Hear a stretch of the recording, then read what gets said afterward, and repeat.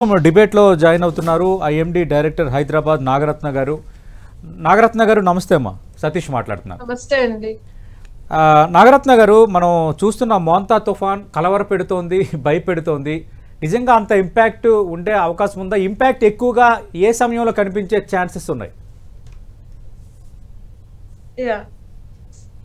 Actually Montha తుఫాన్ ఇప్పుడు severe cyclonic Storm గా ఉందండి వెస్ట్ సెంట్రల్ బే ప్రాంతాల్లోని.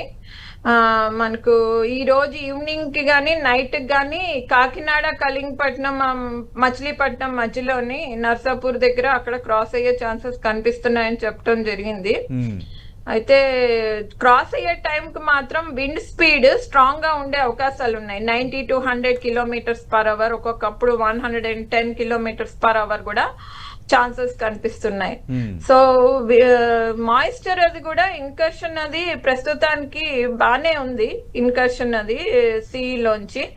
So we can expect some heavy to extremely heavy rains. Already మనకి ఆంధ్రప్రదేశ్ లో కూడా, నార్త్ ఆంధ్రప్రదేశ్ కొన్ని ప్రాంతాల్లో ఆల్రెడీ 20-21 సెంటీమీటర్స్ వరకు కూడా చూసాము. సో ఈ రోజు క్రాస్ అయ్యే టైం కి మాత్రం సివియర్ సైక్లోనిక్ స్టార్మ్ గానే ఉండే అవకాశాలు ఉన్నందున దీని యొక్క ఎఫెక్ట్ ఎక్కువగానే ఉండి విండ్స్, స్ట్రాంగ్ విండ్స్ తోటి heavy rains, very heavy, extremely heavy కూడా ఉంటాయి ఆంధ్రప్రదేశ్ లోనే. తెలంగాణ ప్రాంతంలో కూడా కొంత మేరకు దీని యొక్క ఎఫెక్ట్స్ రేపు ఉదయం నుండి రాత్రి వరకు ఉండే అవకాశాలు ఉంటాయి.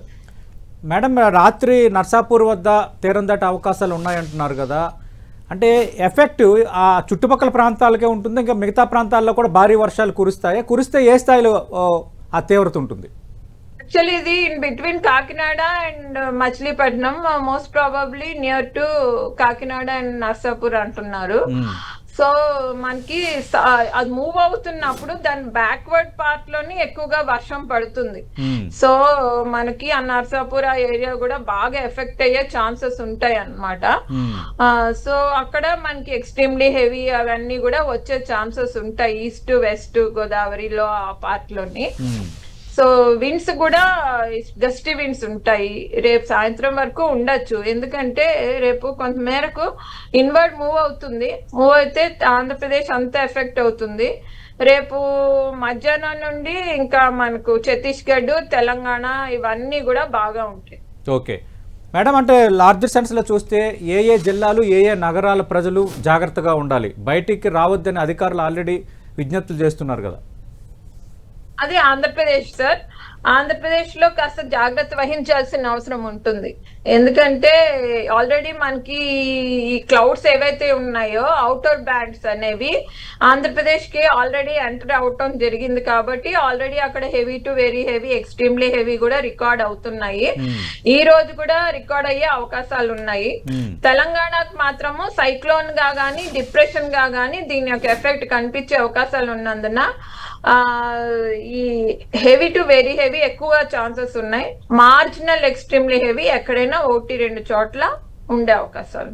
అంటే ఎక్కువగా ఎందుకు విజయవాడ, విశాఖపట్నం ప్రజలు జాగ్రత్తగా ఉండాలని చెప్తున్నారు? అది ఇంపాక్ట్ విశాఖపట్నం వరకు ఉంటుందా నర్సాపురం వద్ద దాటుతున్నప్పుడు? సపోజ్ ద సిస్టమ్ క్రాస్ అయ్యింది అనుకోండి, ఇచ్చిన ఫోర్కాస్ట్ ప్రకారంగా అయితే ఇది మనకు కాకినాడ, మచిలీపట్నం మధ్యలో క్రాస్ అవుతుంది. సో ఆ ఏరియాలో ఉన్నటువంటి సౌత్ సెక్టర్ ఏదైతే ఉందో నర్సాపూర్ ఏరియా, ఇవంతా కూడా బాగా ఎఫెక్ట్ అవుతాయి. సో అక్కడ మనకి స్లైట్ స్టార్మ్ సర్జ్ కూడా వస్తుంది. సో ఆ ఏరియా అంతా జాగ్రత్తగా ఉండమంటున్నారు. కానీ అవుటర్ బ్యాండ్స్ అవి మనకి నార్త్ ఆంధ్రప్రదేశ్ వరకు కూడా ఎక్స్టెండ్ అవుతాయి. కాబట్టి సైక్లోన్ తాలూకా యొక్క అవుటర్ బ్యాండ్స్ కూడా మనకి స్ట్రాంగ్ గా ఉండి రెయిన్ ఫాల్స్ అవి కూడా హెవీగా ఉంటాయి. సో అందుకనే జాగ్రత్తగా ఉండమంటున్నారు.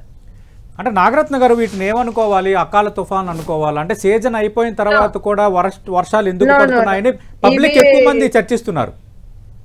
ఇవి యాక్చువల్లీ 2 సీజన్స్ అండి సైక్లోన్స్ కి. ఒకటి సమ్మర్ సీజన్, ఒకటి ఏమో ఈ north east monsoon season, post monsoon season లో వస్తాయి. ఆల్రెడీ మనకి అక్టోబర్ 16th కి మాన్సూన్ సీజన్ ఎండ్ అయిపోయింది.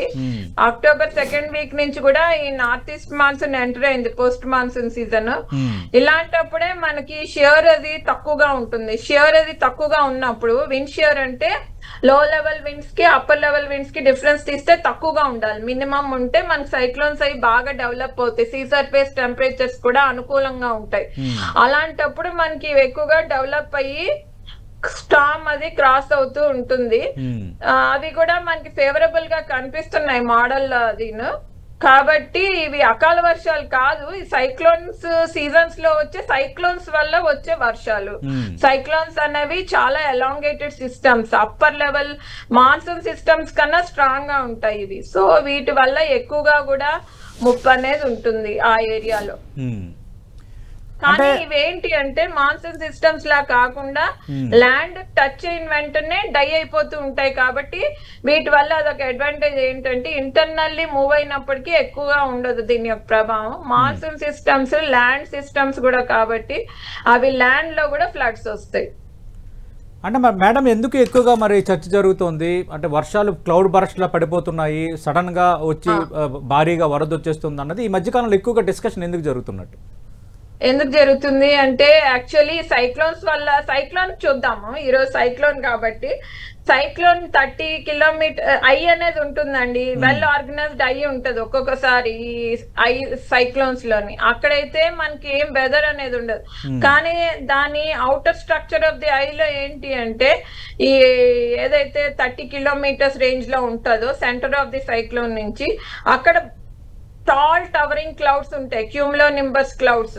సో అక్కడ మాత్రం బాగా ఎక్కువ వర్షం పడుతుంది, వీధుగాలులు విపరీతంగా ఉంటాయి, మాక్సిమం విండ్ స్పీడ్ కూడా అక్కడే ఉంటుంది. సో అది క్రాస్ అయిపోయిన తర్వాత మాత్రం వీక్ అయిపోతూ ఉంటది ఈ సైక్లోన్ సిస్టమ్స్ లో అది. కాబట్టి ఇట్లాంటప్పుడు క్రాస్ అయినప్పుడు చాలా జాగ్రత్త వహించాల్సిన అవసరం ఉంటుంది.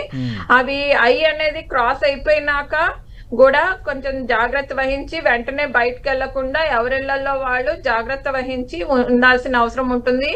ఇల్లు అవి లేని వాళ్ళు కొంచెం సైక్లోన్ షెల్టర్స్ లో అది అప్రమత్తతగా ఉండాల్సిన అవసరం ఉంటుంది. అదే మాన్సూన్ సిస్టమ్స్ అయితే ల్యాండ్ కూడా ల్యాండ్ బేరింగ్ సిస్టమ్స్ కాబట్టి ల్యాండ్ మీద కూడా ఫ్లడ్స్ వస్తాయి. దీనికి ల్యాండ్ మీద ఎక్కువ రావు ఫ్లడ్స్, కోస్టల్ రీజన్స్ లోనే ఎక్కువగా దీని ఇంపాక్ట్స్ కనిపిస్తాయి.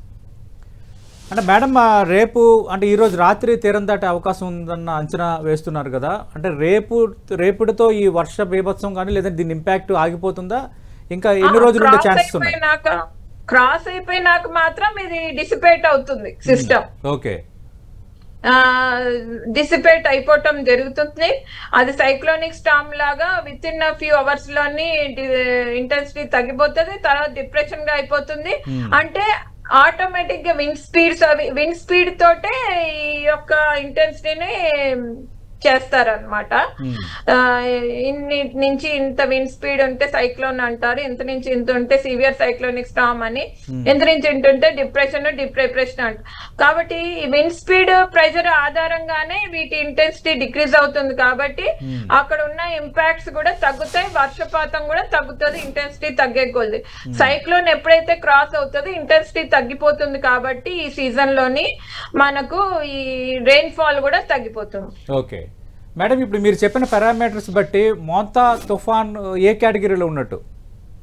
ఇది సివియర్ సైక్లోనిక్ స్టార్మ్ కేటగిరీలో ఉందండి ప్రస్తుతానికి. అది క్రాస్ అయ్యే టైం కూడా సివియర్ సైక్లోనిక్ స్టార్మ్ గా ఉంటుందని ఫోర్కాస్ట్ కూడా ఇవ్వటం జరుగుతుంది. రాత్రి సుమారు 11 గంటలకి అలా క్రాస్ అవుతుందని చెప్తున్నారు. ముందు కూడా అవ్వచ్చు, ఒక 1 or 2 hours plus or minus కూడా అవ్వచ్చు. సో ఇదేంటి అంటే క్రాస్ అయ్యే టైంలో మాత్రం జాగ్రత్త ఉండాలి. అక్కడ ఫ్లడ్డింగ్, లో లయింగ్ ఏరియాస్ అన్ని కూడా ఫ్లడ్డింగ్ అయ్యే ఛాన్సెస్ ఉంటాయి. అది క్రాస్ అవడం కూడా అలాంటి ఏరియాస్ లోనే క్రాస్ అయ్యే ఛాన్సెస్ ఉంటాయి ఎప్పుడు కూడా.